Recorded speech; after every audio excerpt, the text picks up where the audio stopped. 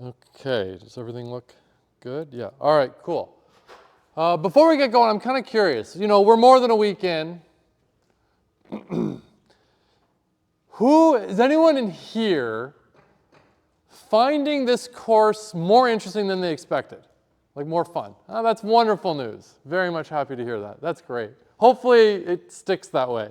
And I will say, look, we're only like 2 weeks into 161 first semester, but I will say, next semester, if you're humming and hawing about taking 162, obviously you have time to make that decision, right? There's months away. But if you're enjoying 161 so far and you continue to enjoy 161, trust me when I say 162 is far more interesting. It's not that 161 isn't good. I love it. Don't get me wrong. But 162, the problems get more interesting. And so the solutions are more interesting and more fun. And we just learn a lot more fun stuff. So, you know, be aware of that. And just a reminder, as always, it'll be after class today.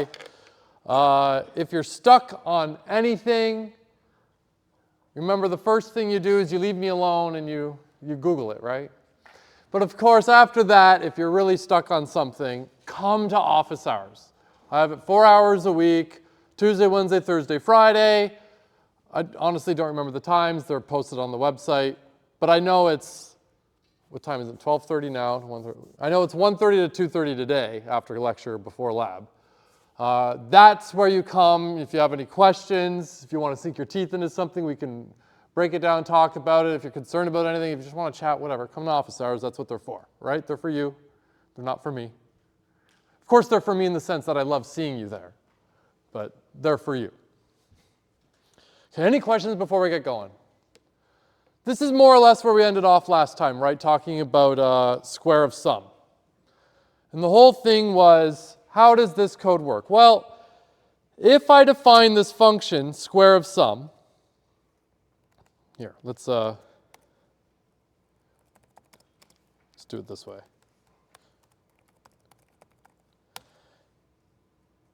If I run this, if it decides to run, 25 will be the answer. Yeah, 25, there we are.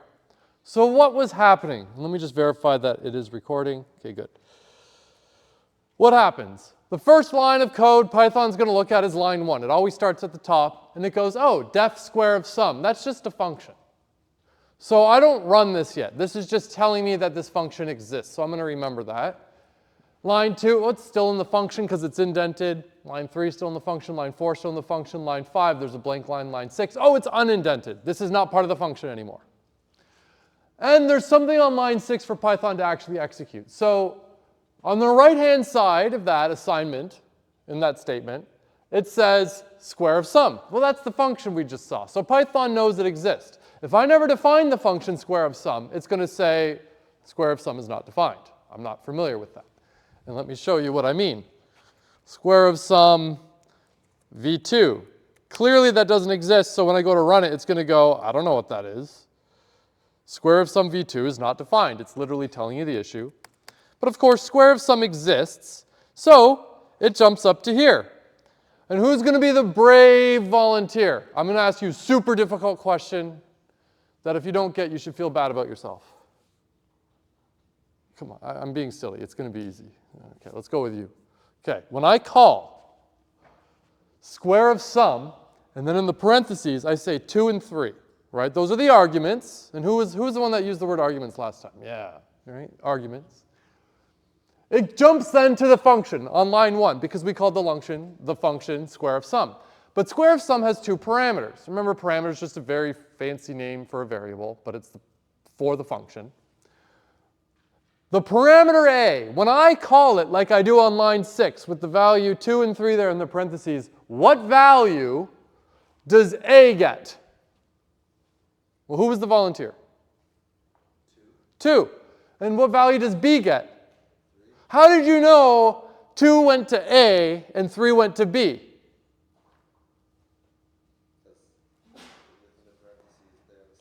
They're in the same order, the same position in that list. It almost feels like a stupid question because you're like, because it's just there. Yeah, good.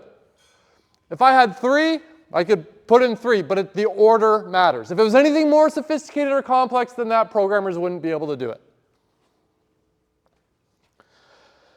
So we do a plus b, well that's 5. We put 5 into the variable c.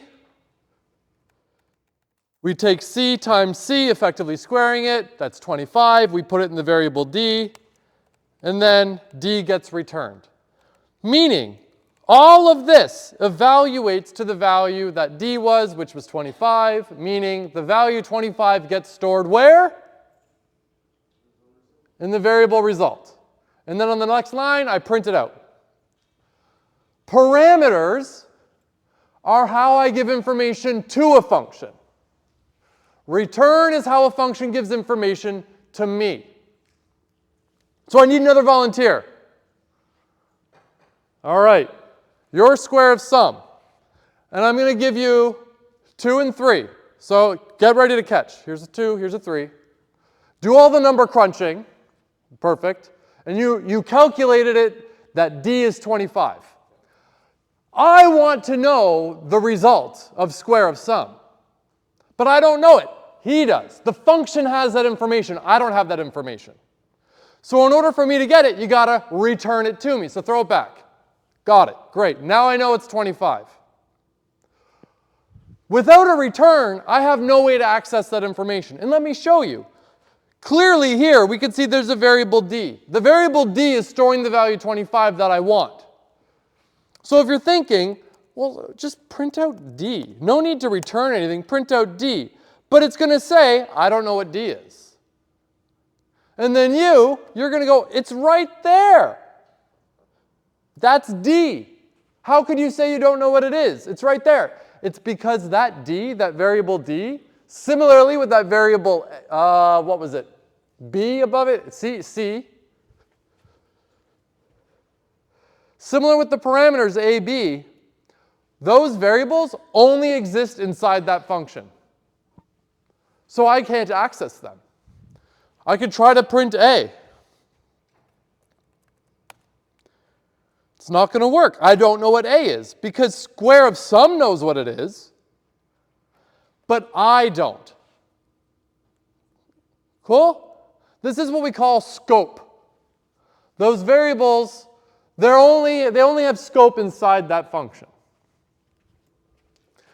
And you might think that's kind of annoying. And at this stage, it might feel that way. But trust me, as we go and we learn more, that like information hiding is a good thing. It helps us really isolate the function in the data. Because if you're a function that's doing something, I don't give a shit how you do it. I just need you to do it. So I give you the stuff, you give it back. Great. I don't need to know how you did it. I don't care. Does anyone here know how the print function actually did what it did? No. But did it matter to you? No. It just worked and you were happy, right? There could be a billion variables in the print function. I don't have access to them, and that's a good thing because I don't want access to them. That's just going to be confusing to me. You had a question? Can you return multiple variables? So yes and no. So I'm going to give you the correct answer to your question, but I'm going to start by giving you the answer I should probably give you right now for the sake of you're just learning. The answer is no. But yes, but no, but yes. So let me explain. Whenever you're returning something, you can only ever return one value. That's the rule. You can give a function as much information as you want. You can only ever get one piece of information back. But do you remember in lab how we had that issue with split, where when you split a string, it might give you back like 10 substrings. And I can't store 10 substrings. I can't store 10 strings in a single variable. I'm not allowed to do that. So what did it do? Well, it put it in one list. The list had 10 pieces of information in it, but it was only one list, and then we stored that one list. That's how we return multiple things, is we just kind of tuck it away in a collection so we can return multiple values. I will show you an example of it. Now, for those of you that are following along with what I said and you're A-OK, I'm going to show you, and if you're happy, great. If you're a little confused at what I'm talking about or what the question is, don't worry about it. It's not going to matter. I just always like giving correct answers to those that are interested. So if I really wanted to return two values, I could do something like this. C.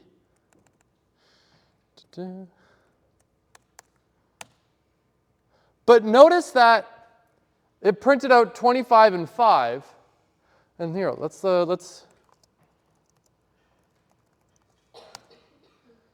it's called a tuple. A tuple is kind of like a list. So I returned one tuple that had two pieces of information in it. Sometimes people will say, well, Python's weird because it lets you return multiple values. No, it doesn't. If anyone says that, they're wrong and they should feel really bad about themselves. You can only ever return one value, but we trick you into thinking that it's not. And then someone might be like, okay, fine, it's a tuple. It just wraps it in a tuple, but it's still more than one value. But you can do that in literally any other programming language. You can wrap whatever you want in something like a tuple to return multiple values. Long story short, the answer is yes. In practice, we don't do it very often. In practice, usually you only really want one piece of information back from your function. But I just wanted to give you a correct, more thorough answer. Cool. That was a good question, though. I liked it. Any other questions? Okay. All right, great. Cool. Oh, yeah, and I think I showed you this last time. If this function takes two parameters, I only give you one, it's going to say, hey, now, I need one more. I'm missing one. If it takes two and I give it three, same thing. It's going to say, you gave me too many. That's a problem. Cool. All right, return. I just finished talking about it. But there's more detail here. And for those of you that had lab already, you're aware of this detail. Raise your hand if you've already had the lab. Okay, so a good chunk of you, actually. So you already are experts at this. Whether you like it or not, every function you write has a return in it. Okay?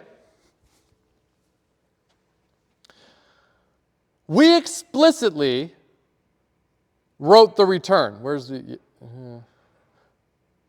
We explicitly wrote this return. We wrote the return there as well. We wrote it, so obviously it's there. But if you don't write a return, Python adds one for you. I'm going to show you what it looks like, that it sneakily adds in for you. But to be clear on how the return works is parameters, I give the function arguments. The parameter is how I give information to the function. Return is how the function gives information back to me, whoever called the function, right? Okay, if you do not write a print, the function still returns a value, but it returns a very super special value called none. None actually has its own type as well. So we're aware of integers. We've talked about integers, and integers can take on a lot of different values. 1, 2, 3, negative 14. Floats, similarly. Strings could be like any string, whatever. And soon we're going to learn about basic logic, and we're going to learn about a new type called Booleans. And what's neat about Booleans is the value a Boolean, something of Boolean type can take is actually very limited. It's a hell of a lot less than what you can do for integers. Integers, I can have an integer that's a 1, 2, 3, 4, 5, 6, 7, 8, 9. With a Boolean, it can only ever take two values, true or false. Sometimes 1 or 0. So a Boolean is a type where the values allowed in that type, there's only two. None is another type, except even more interestingly, if something is of none type, it can only ever have one actual value, and that's none. I will show you an example. If I go here and I don't return D, and I hit run, I see none. And I'll run it again, none, and it's of class none type. This is a super special value to programmers that at this stage maybe doesn't, it's hard to motivate for you, but as we go, this is going to become very popular for you. Other programming languages have the same idea, but maybe it'll use a slightly different name, like null or nil. This is called none. But they all mean the same thing. It's a value that's a stand-in to mean nothing. So that function didn't return anything. So if you don't write a return, Python goes in and adds this. You can't see it, but it adds that to it. And I'm going to run it again, and you're going to see the exact same thing. It sneakily adds that for you. And that's not a bad thing. That's just how it works. Every function must return something. But that means if I don't write the return and it added it for me, it might be a little weird that you're like, well, hold on, this function didn't return anything. Yet when I called it, this somehow turned into none, got stored into result, and then we printed out none. Yeah, that's how it works. Now this is where, you remember me saying before, if you want to print something out, you print it out.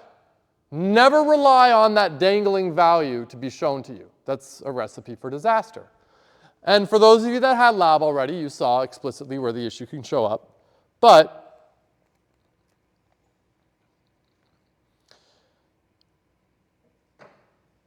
I'm going to do this activity together. It basically says take, okay,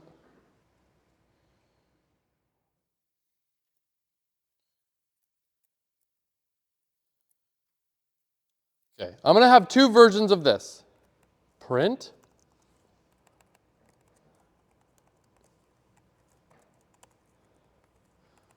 and then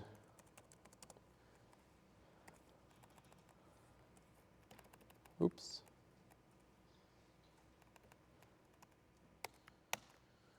There, I wrote two functions.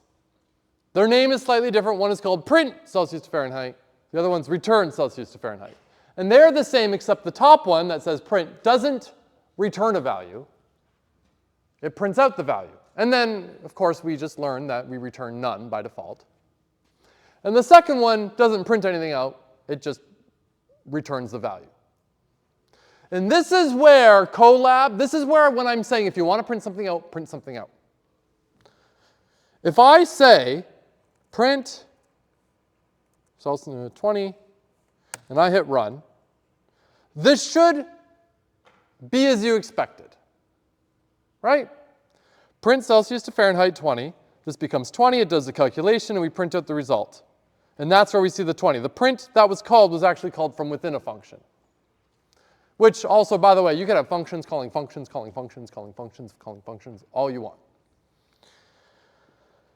Now, if I do return Celsius to Fahrenheit, it looks as if it did the exact same thing. But remember, I never printed anything out. This right here is an area of confusion for new programmers because they go like, well, what's the difference between return and print? Clearly it functioned the same way, but it didn't. This was a consequence of that dangling value where Colab just goes, there was a value, here you go. And maybe I can make it even clearer if I do print Celsius to Fahrenheit. No, print. No.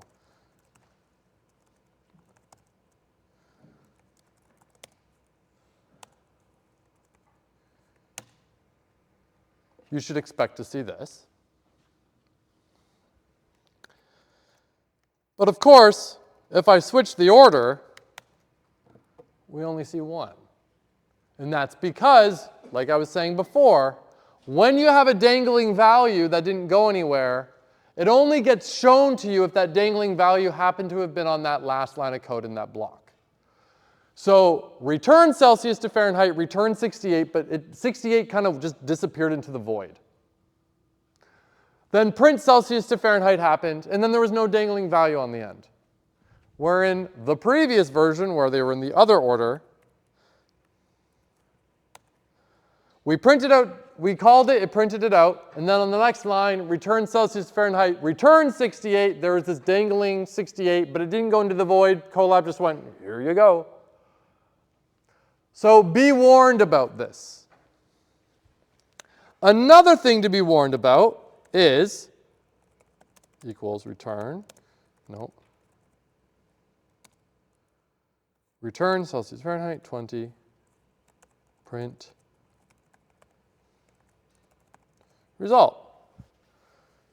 Right? That shouldn't be shocking. I called the return one. So I do the calculation. I throw the data at the function. The function does the calculation. It returns it back to me. I stored it into result. And then I printed out result. Then if I go back to print, this one looks a little different. 68, none. And if you're scratching your head, why? There are few silver bullet tricks in programming. One of the silver bullet tricks is to get better practice. And then you want to know, yeah, but what's the trick? I know some people, it's practice. Yeah, but I know, but somebody, it's practice, just practice. You need more practice. That's how you get really good. The second silver bullet is, when in doubt, if you're like, why did that happen? What does the code say? There's no mystery. Just look at the code. What does it say? So let's follow the code and see what it told it to do. We're going to be the computer. Print Celsius to Fahrenheit 20. So we go up to print Celsius to Fahrenheit. Temp in Celsius becomes 20. We do the calculation. Temp in Fahrenheit is finally 68. We print out 68. Line 4 is what produced that 68. Then, what happens if we have a function where we don't write a return? It adds one for you and it returns none. So, this whole function call gets evaluated to none. None gets stored into result. We print out none, or result, which is none, and that's why we saw what we did. So this can really bite you. This can throw you off, it can confuse you and everything.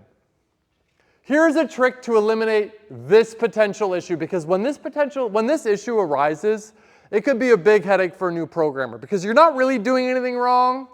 You are, but only like a little thing wrong that'll end up seeming as if you've got a huge catastrophic issue. Because if you're expecting the print to be a return, and then I'm like, well, what's result plus 2? Oops. Result plus 2. I want the 68 plus 2. That should give me 70. And then it crashes, and it's like, none type int. What? I don't know. Here's the trick.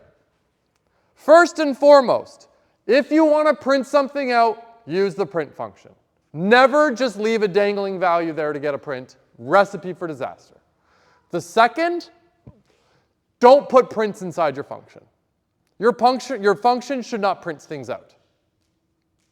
If you have a value that you want printed out, you return it, and then you print it out. Like I did, or like I'll do, nope. Here, I added the 2 to it still. But if I really wanted that 68 printed out, that's fine. But that's not the function's job. That function's job was to convert Celsius to Fahrenheit. It did. If you want to display it, fine. Get that value back and print it out. That's fine. Don't put prints inside your function. Now, mind you, it's entirely fine to add a print to your function if you're like, okay, what is partial? Let's say your function wasn't working right, and you're a little worried, and you're like, well, what was the value of that? Oh, okay, it was 30. Okay, yeah, that's right. Okay, good. Like, if you throw a print in there just for debugging purposes, that's fine. But when you're done, you get rid of it. So it's fine to have the prints. And I want to be clear, there's nothing functionally wrong with having a print inside your function. You can do it, but it's a recipe for disaster, and it's arguably just bad code. And it's not about writing correct code, it's about writing good correct code. So don't let your functions print things out. If you really want to print it out, you return it and then print it out outside of the function, like this example right here. Okay? The second thing is don't put input. Your function should not be getting input. Don't do it. But if you're thinking, well, no, I want to be able to like do input. Like I don't want to get it as a parameter. I want to do input and assign it temp equals input convert, temp equals float of temp. I really want to do that. No, you don't. Don't do that. That's bad. Functionally, it'll work fine, but that's not what you want to do. If you really want to read input, do it outside the function.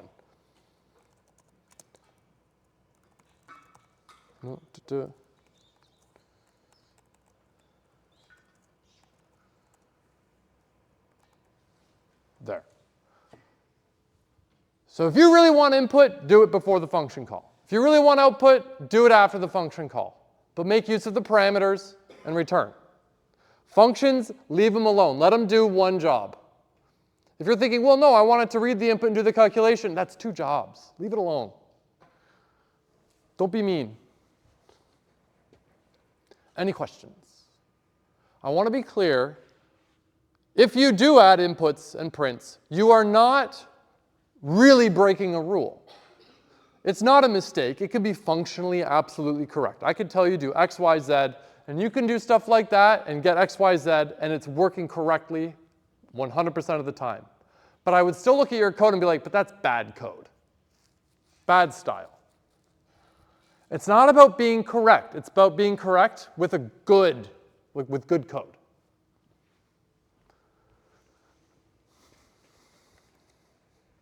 Now, I want to be clear on something.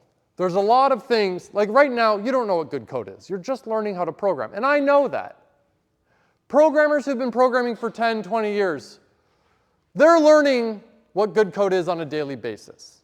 So I'm going to show you and tell you things. I'm like, it's recommended to do it this way. This is cleaner, and here's why. Here's why people like to do it that way. I'll explain it to you, but I'm not expecting you to write beautiful, clean, good code. I want you to, but I know you're going to do things that I would be like, you shouldn't do it like that. Well, because you're new. So don't worry. Don't let that worry you. I'm just emphasizing why I am emphasizing good code, to try to instill upon you with tricks and tips and whatnot on how to do things better than other ways.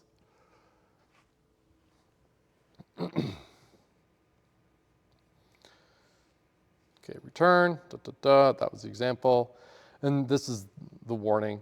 All right, here, great. I've been talking a while. Here's an activity. Have at it. Write a function, Euclidean distance, x1, y1, x2, y2.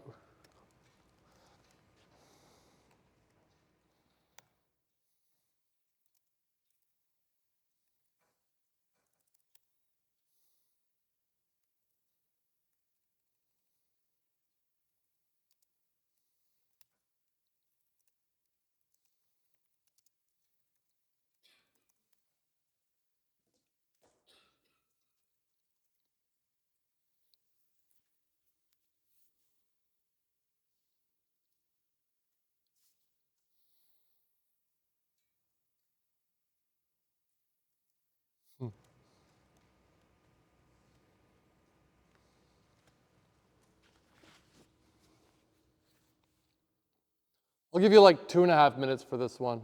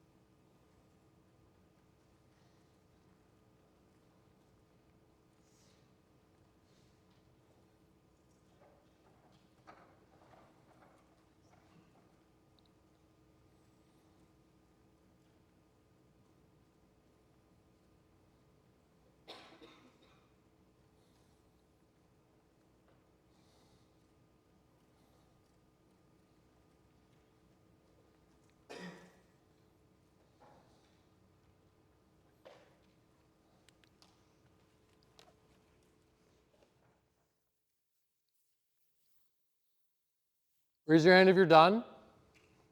Okay, keep going though. I see people clicking and clacking away.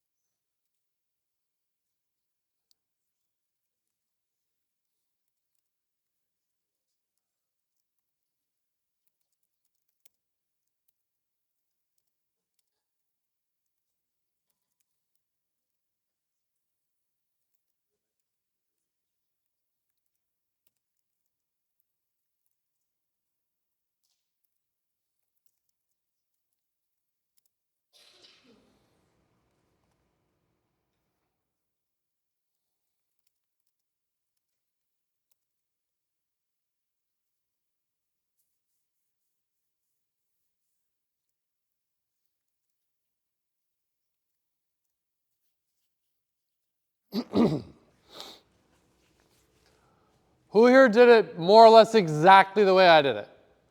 More or less exactly, yeah. Okay. Anyone else do it a little differently? What did you do? I did it in all different steps. So I did the first bracket, I did that in one step, and then I did square. Then I did the second bracket, and then I did the first bracket plus the second bracket. Right. I did that, and then times that by, or to the power of 1/2, because I didn't know the square root sign. And then I did the return, and then I did this all equals infinity. Right. So to me, the big difference of what you did, aside breaking it down step by step, which is great, is I did math.sqrt. You did to the power of 1/2, which of course is the same thing. So that's kind of cool. Anyone else do anything wildly different? Now, for those of you that's like, well, I didn't know what the square was. Well, that's how you do the power of. Times times. That's how you do the power of something. But if you're mad because you didn't know, well, you could have just done this.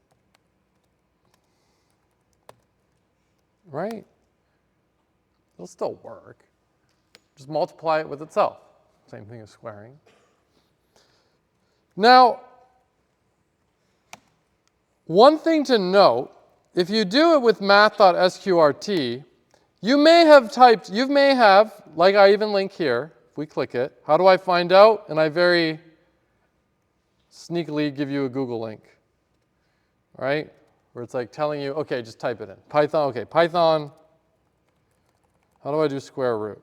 Oh, square root is an inbuilt, okay, cool. Cool. Oh, and then it says like math square root, okay. Well, first, if I read it really quickly and I do this, it's going to say, I don't know what square root is. Okay?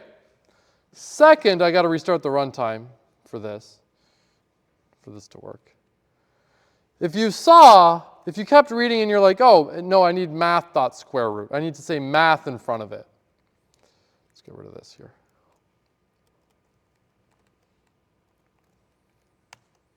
And I run it.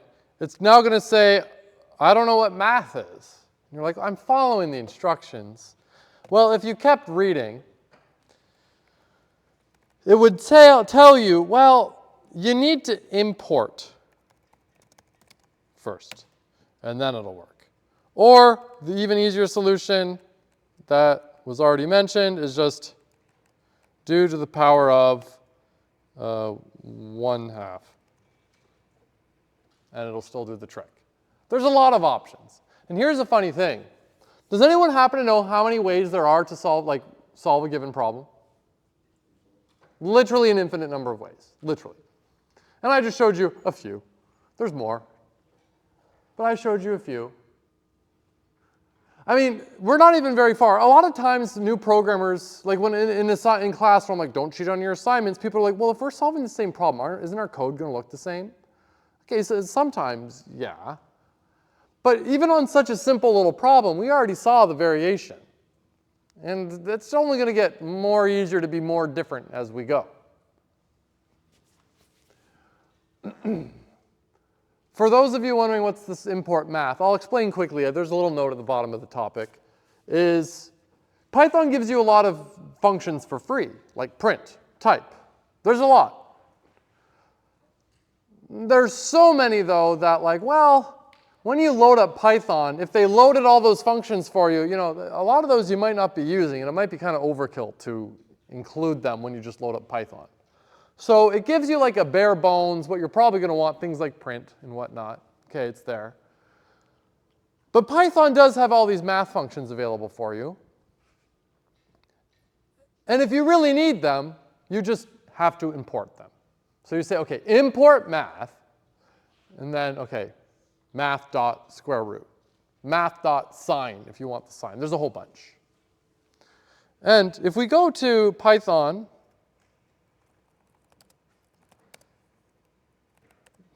math library, here we go. You can read through this, and it'll tell you, look at all these functions. You've got ceal, comb, copy sign, fabs, factorial, floor, fmod, frexpr, I don't know, fsum, gcd, is close, is infinite, is finite, pardon me, is inf, is nan, I squared, I don't know. I don't know what this, return the integer square root of a non-negative integer n. This is the floor of okay. So this basically says this will work except it'll only give you an integer back. It'll truncate anything from a float. When in doubt, read what it says. And a lot of people in lab,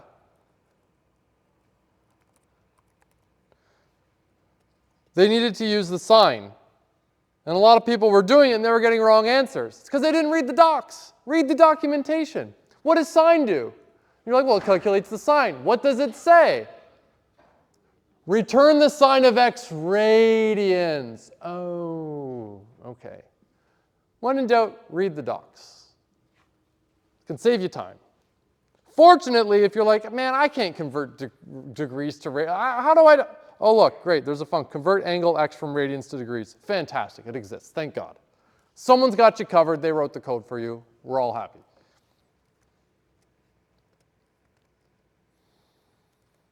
Okay, any questions about what was going on in that activity? Now's the time to ask, not later. All right, execution flow. We've already talked about this, but Python executes the code one statement at a time, top to bottom. It starts, in this example, it goes, okay, line 1, it's a definition of a function. I'm not actually executing this. I'll just remember that it exists. Line 2, line 3, line 4, line 5, it's empty. Line 6, I'm outside the function.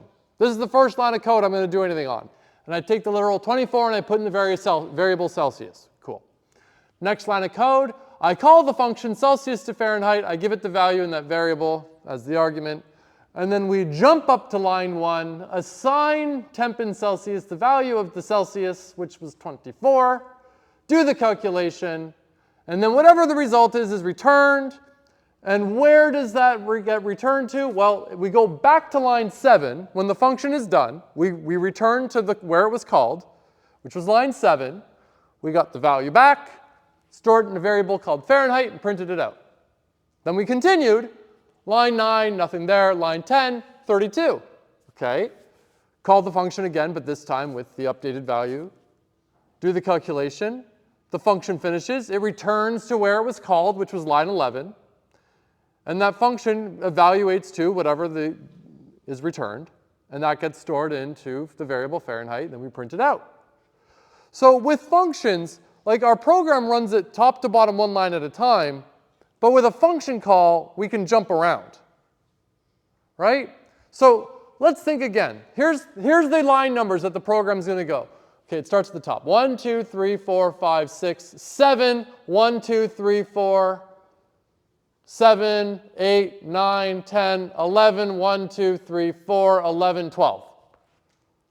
We're going all over the place, but when in doubt, just follow the code. What does the code say? If that seemed confusing, you're thinking too hard. What does the code say? When we call a function, we jump to that function, and we execute it. We execute the code in that function. Yeah, great. Now, we'll just talk about this. I won't have you actually do it, but imagine I were to tell you, okay, I want you to write down instructions, like a program, a recipe, for how to make spaghetti. And you're only allowed to use these: locate, grasp, release, move limb to, and wait, right? Imagine for a second giving someone instructions to make spaghetti with only being allowed to do that type of stuff, right? Locate, pot. Move limb to pot. Grasp, right hand. Locate, oven. You know, like we could play that game. And that program's going to be big, right? There's going to be a lot of lines in that recipe to follow, which isn't bad, right? But if I allow you to speak, like give the instructions to a human, to another human, as another human, all I would say is, you know, grab a pot, put water in it, boil it, add a little salt, throw in your pasta, wait 9 minutes, you're good to go, right? That's how you make spaghetti. Good. That's a lot easier. It's a lot simpler. But you figure the steps someone is going to have to take to do that will involve a lot of locate, grasp, move, wait, right? All of those little operations that I said to use the first time are going to be used when I communicate to you, grab a pot, fill it with water, add salt. There's a lot of move, locate, wait, move, grab, move, release, and whatnot. That's all going to happen.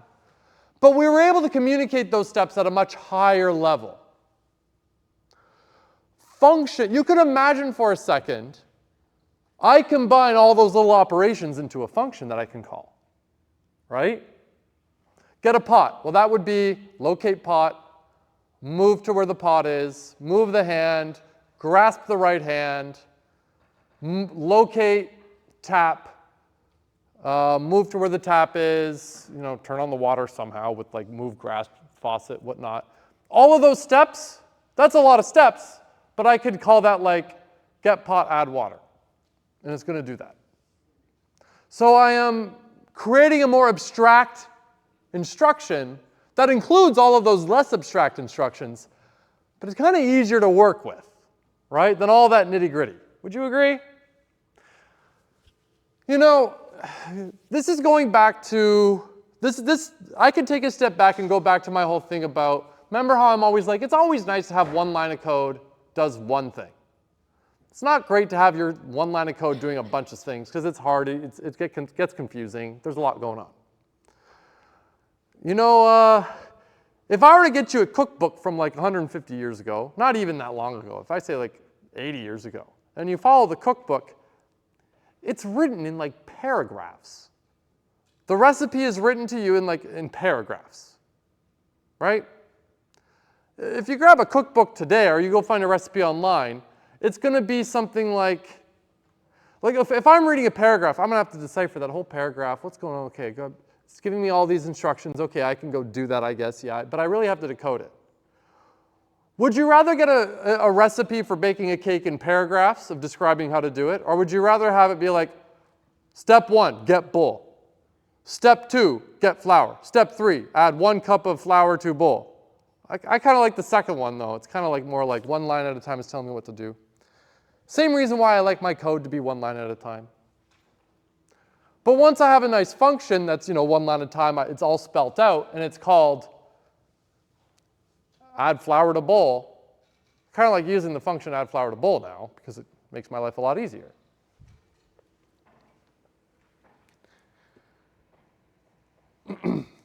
You've been using print, which is a very abstract function. It displays something. Fortunately, you didn't need to worry about it. You didn't write it. You had nothing to do with telling the individual pixels on the computer where to turn on and what color and what shape things should be and what not, and what happens if they move the window. There's a hell of a lot going on there. Print has a lot of complexity underneath it, but you didn't need to think about it, thank God, because print is very abstract. If you opened up print, it's going to be full of less abstract instructions. But thank God I've got this nice abstract thing to work with. Isn't that nice? Any last questions before we end today? Cool. See y'all later.